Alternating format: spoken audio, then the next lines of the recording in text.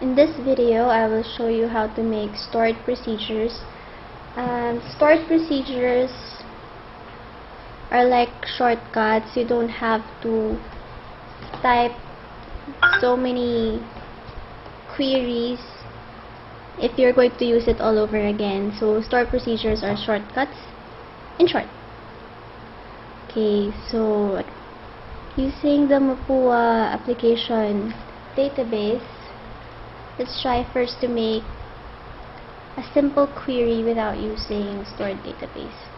So one of the queries that we mostly use is select all from a certain table. So let's say from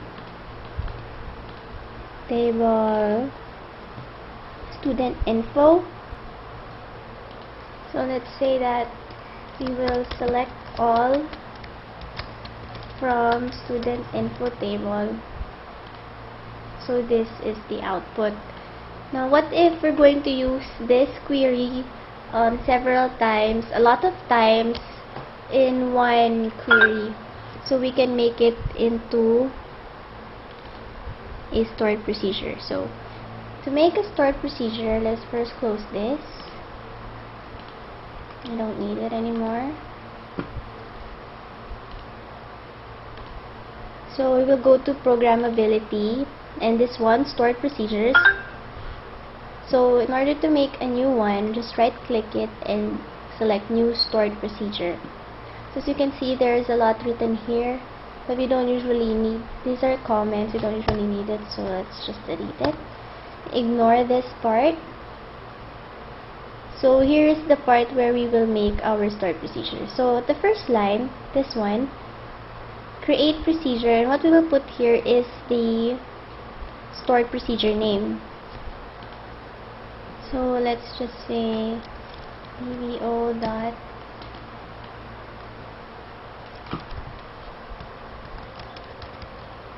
stored procedure 1. This is the name for our stored procedure. So this part, you will only use it, you will only edit it if the stored procedure will intake parameters, but if not, you can just delete it. Okay, ignore this part, and then this is the part we will in which we will put the query,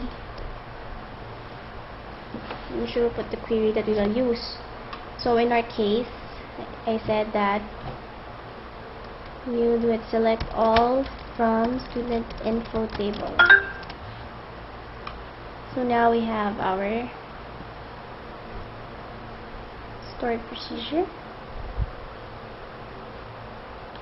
Okay, now that we are done, right click, select execute. So you will see that commands are completed successfully. So in order to check, let's close this first.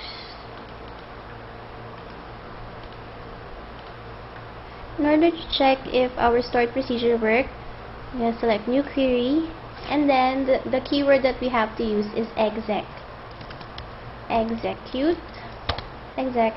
the dbo dot stored procedures. So it's not in the IntelliSense, so all we have to do is go to edit, IntelliSense, and then refresh local cache. So execute dbo dot stored procedures. So there it is, stored procedure 1. Okay, so if we execute it, we should get the same result as this one. Select all from student info. Okay, let's execute this. So here it is. Let's try to execute this. Still the same, execute both. And as you can see, we have the same tables. So that is how you make stored procedures.